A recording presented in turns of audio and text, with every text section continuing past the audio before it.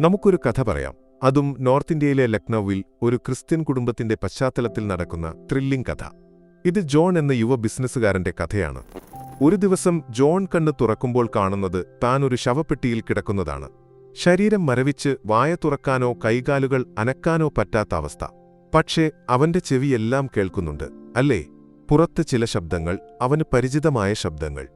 അത് അവന്റെ ഭാര്യ മേരിയാണ്. അവളുടെ കൂട്ടുകാരനായ ജെയിംസിനോട് സംസാരിക്കുന്നു. ഒടുവിൽ ജോണിൽ നിന്ന് മോചനം കിട്ടി.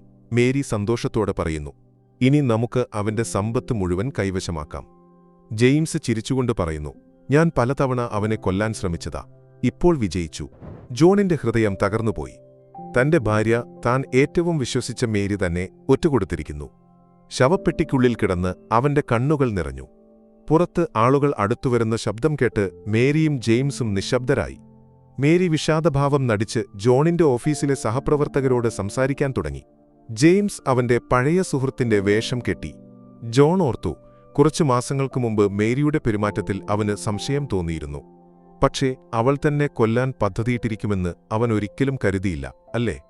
അവൻ മനസ്സിൽ കണക്കുകൂട്ടാൻ തുടങ്ങി. കഴിഞ്ഞ കുറച്ചു മാസങ്ങളിൽ നടന്ന അപകടങ്ങൾ, വീട്ടിലെ പടിക്കെട്ട് തകർന്നത്, റോഡിൽ ഒരു കാർ അവനെ ഇടിച്ചേക്കാമായിരുന്ന സംഭവം, ഒരു മോഷണശ്രമം, എല്ലാം മേരിയുടെ പദ്ധതിയായിരുന്നു. പെട്ടെന്ന് മേരിയുടെ ശബ്ദം വീണ്ടും കേട്ടു. ഞാൻ അവനെ വിവാഹം കഴിച്ചത് പ്രതികാരത്തിനാണ്. അവന്റെ അച്ഛൻ ജോസഫ് എന്റെ ജീവിതം നശിപ്പിച്ചു. ജോണിന് ഞെട്ടലായി. തന്റെ അച്ഛനോ? എന്താണിവൾ പറയുന്നത്? ജോൺ ശവപ്പെട്ടിക്കുള്ളിൽ ശ്രമിച്ചു. അവന്റെ വിരലുകൾ അനങ്ങാൻ തുടങ്ങി. ഒരു ചെറിയ പ്രതീക്ഷ അവനിൽ ജനിച്ചു. ശവസംസ്കാര ചടങ്ങുകൾ കഴിഞ്ഞ് ലക്നൌവിലെ ഒരു ക്രിസ്ത്യൻ സെമിത്തേരിയിൽ ശവപ്പെട്ടി കൊണ്ടുപോകാൻ മേരിയും ജെയിംസും തീരുമാനിച്ചു. അവർ ജോണിന്റെ അടുത്ത സുഹൃത്ത് പോളിനെ വിളിച്ച് ജോണിന്റെ അമ്മയുടെ ശവകുടീരത്തിനടുത്ത് ശവപ്പെട്ടി അടക്കം ചെയ്യാൻ ആഗ്രഹിക്കുന്നതായി പറഞ്ഞു. പക്ഷേ പോളിന് എന്തോ സംശയം തോന്നിയല്ലേ? ശവപ്പെട്ടി കുഴിക്കാനുള്ള ജോലി മേരിയും ജെയിംസും മറ്റുള്ളവർ കേൾപ്പിച്ചു മടങ്ങി. അവർ പണം കൊടുത്തൊരു കുഴിവെട്ടുകാരനായ ബെനഡിക്റ്റിനോട് ജോലി വേഗം തീർക്കാൻ പറഞ്ഞു. ബെനഡിക്റ്റിന്റെ ഭാഗ്യനേയി ലിസ അപ്പോൾ സെമിത്തേരിയിലെത്തി. അവൾ ഒരു ശവപ്പെട്ടി ഒറ്റയ്ക്ക് കിടക്കുന്നത് ശ്രദ്ധിച്ചു. പെട്ടെന്ന് അവളുടെ നായ ബ്രൗണി ശക്തിയായി കുരച്ചു. ലിസ ശ്രദ്ധിച്ചപ്പോൾ ശവപ്പെട്ടിയിൽ നിന്ന് ഒരു മങ്ങിയ ശബ്ദം. അമ്മാവാ, ഇതിനുള്ളിൽ എന്തോ അനങ്ങുന്നുണ്ട്, ലിസ വിളിച്ചു പറഞ്ഞു. ബെനഡിക്റ്റ് ആദ്യം തയ്യാറായില്ല. പക്ഷേ അവനും ശബ്ദം കേട്ടു. ശവപ്പെട്ടിയിൽ നിന്ന് മെല്ലെ തട്ടുന്ന ശബ്ദം, സഹായിക്കൂ എന്നൊരു മന്ത്രണം. ബെനഡിക്റ്റും കൂട്ടുകാരും വേഗം ശവപ്പെട്ടി തുറന്നു. അവിടെ ജോൺ ജീവനോടെ, ഭയന്ന് ദുർബലനായി, പക്ഷെ ജീവനോടെ. ലിസ അവനെ ആശ്വസിപ്പിച്ചു. ജോൺ മെല്ലെ പറഞ്ഞു, ആരോടും പറയരുത്. മേരി എന്നെ കൊല്ലാൻ ശ്രമിച്ചു. ഞാൻ ജീവിച്ചിരിക്കുന്നത് അവൾ അറിഞ്ഞാൽ വീണ്ടും ശ്രമിക്കും. ബെനഡിക്റ്റ് ലിസയെ നോക്കി. നിന്റെ കാര്യം ഞങ്ങൾ നോക്കിക്കോളാം എന്ന് ഉറപ്പുകൊടുത്തു. ലിസ ജോണിനെ ഒരു പ്രാദേശിക ആശുപത്രിയിലേക്ക് കൊണ്ടുപോയി. അവിടെ അവനെ തന്റെ ബന്ധുവായി പരിചയപ്പെടുത്തി. ഇവൻ പെട്ടെന്ന് രോഗിയായി എന്ന് പറഞ്ഞ്. ജോണിന് കടുത്ത നിർജ്ജലീകരണമുണ്ടായിരുന്നു. പക്ഷെ അവനെ ആശുപത്രിയിൽ പ്രവേശിപ്പിച്ചു. രാത്രി ജോൺ ഉറക്കത്തിൽ കരയുന്നതും മേരി എന്ന് മന്ത്രിക്കുന്നതും ലിസ ശ്രദ്ധിച്ചു. നിന്റെ രഹസ്യം സുരക്ഷിതമാണ്, ഞങ്ങൾ നിന്റെ കൂടെയുണ്ട് എന്ന് അവനെ ആശ്വസിപ്പിച്ചു. പിറ്റേന്ന് രാവിലെ ജോൺ കുറച്ച് ശക്തി വീണ്ടെടുത്തു. ലിസയോട് തന്റെ സുഹൃത്ത് പോളിനെ വിളിക്കാൻ പറഞ്ഞു. ലിസ വിളിച്ച് ജോൺ ജീവനോടെയുണ്ട് എന്ന് പറഞ്ഞപ്പോൾ പോൾ ഞെട്ടി. ഞാനിപ്പോൾ വരുന്നു എന്ന് പറഞ്ഞു. ജോണിന് ആശ്വാസം തോന്നി. ഇനി മേരിയുടെ യഥാർത്ഥ മുഖം ലോകത്തിനു മുന്നിൽ കൊണ്ടുവരണം. ആശുപത്രിയിൽ വച്ച് ജോൺ മേരിയെക്കുറിച്ചോർത്തു. അവൾ ഒരു ഫാഷൻ ഡിസൈനറായിരുന്നു. സൗന്ദര്യവും ആകർഷണവും കൊണ്ട് ജോണിനെ വിവാഹം വരെ എത്തിച്ചു. പക്ഷേ അവളുടെ ഉദ്ദേശം മറ്റൊന്നായിരുന്നു. വർഷങ്ങൾക്കു മുമ്പ് മേരി ജോണിന്റെ കമ്പനിയിൽ ഒരു പ്രോജക്റ്റിനായി വന്നപ്പോൾ ജോണിന്റെ അച്ഛൻ ജോസഫിന്റെ ഫോട്ടോ കണ്ടു. ആ മുഖം അവളെ ഞെട്ടിച്ചു. ജോസഫ് തന്റെ ജീവിതം നശിപ്പിച്ച മനുഷ്യൻ. അന്ന് മേരി തീരുമാനിച്ചു, ജോസഫിന്റെ മകനായ ജോണിനെ ഉപയോഗിച്ച് പ്രതികാരം ചെയ്യണം. മേരി ജോണിനെ സമീപിച്ചു. തന്റെ ദുരനുഭവങ്ങളെക്കുറിച്ച് കരുണയുണർത്തുന്ന കഥകൾ പറഞ്ഞു. ഒരു പ്രമുഖനായ ബിസിനസ്സുകാരൻ തന്റെ യൗവനത്തിൽ തന്നെ ദുരുപയോഗം ചെയ്തതായി അവൾ പറഞ്ഞു. ജോൺ അവളെ സഹതാപത്തോടെ കണ്ടു. അവളെ സംരക്ഷിക്കാൻ തീരുമാനിച്ചു. അവർ വിവാഹിതരായി. പക്ഷേ ജോസഫിന്റെ മരണത്തിനുശേഷം മേരിയുടെ പെരുമാറ്റം മാറി. അവൾ തണുത്തുറഞ്ഞവളായി രാത്രി വൈകി വീട്ടിൽ വന്നു. ജോൺ സംസാരിക്കാൻ ശ്രമിച്ചപ്പോൾ ഇതൊക്കെ ഒരു ഘട്ടമാണ്, മാറും എന്ന് മാത്രം പറഞ്ഞു. യഥാർത്ഥത്തിൽ മേരി ജെയിംസുമായി ഒരു ബന്ധം തുടങ്ങിയിരുന്നു. അവൾ ജോണിനെ വിഷം കൊടുത്ത് കൊല്ലാൻ തീരുമാനിച്ചു. ഒരു രാത്രി അവൾ ഒരു റൊമാന്റിക് ഡിന്നർ ഒരുക്കി വൈനിൽ വിഷം കലർത്തി. ജോൺ അത് കുടിച്ച് ബോധം കെട്ടു. മേരി കരുതി അവൻ മരിച്ചു.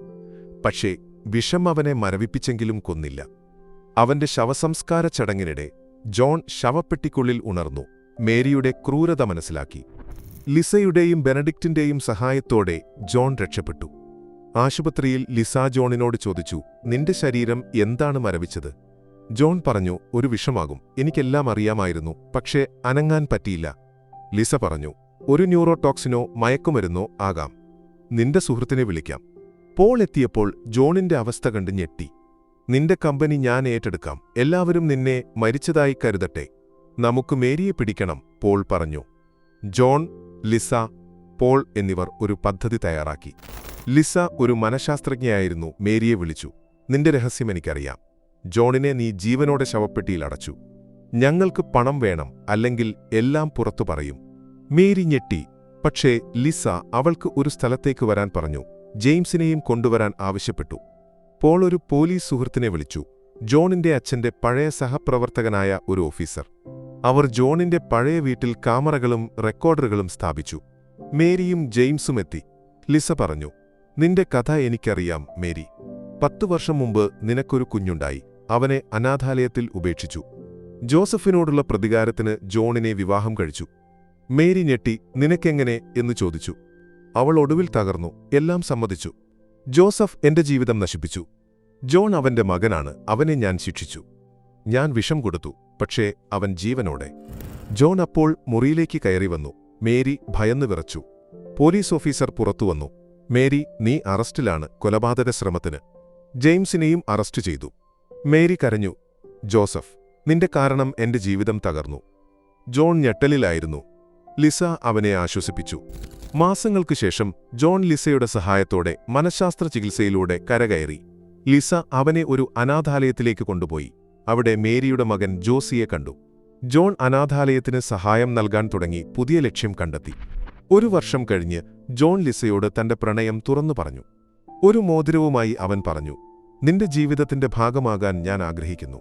ലിസ ചിരിച്ചു. നിന്റെ മോതിരത്തിന്റെ പെട്ടി ഞാൻ നേരത്തെ കണ്ടിരുന്നു. നീ വല്ലാതെ മെല്ലെയാണ്. അവർ ഒന്നിച്ചു ചിരിച്ചു. പുതിയൊരു ജീവിതം തുടങ്ങി. ജോൺ പറഞ്ഞു, എനിക്കെന്റെ മനഃശാസ്ത്രജ്ഞ എന്നും വേണം. ലിസ ചിരിച്ചുകൊണ്ട്, നിന്റെ സാധനം ഒന്ന് നിർത്തണം. നമുക്ക് ഈ കഥ ഇങ്ങനെ അവസാനിപ്പിക്കാം, അല്ലേ? ജോൺ ലിസയോടൊപ്പം അനാഥാലയത്തിൽ കുട്ടികൾക്കായി പ്രവർത്തിച്ചു. ജീവിതത്തിന് പുതിയ അർത്ഥം കണ്ടെത്തി.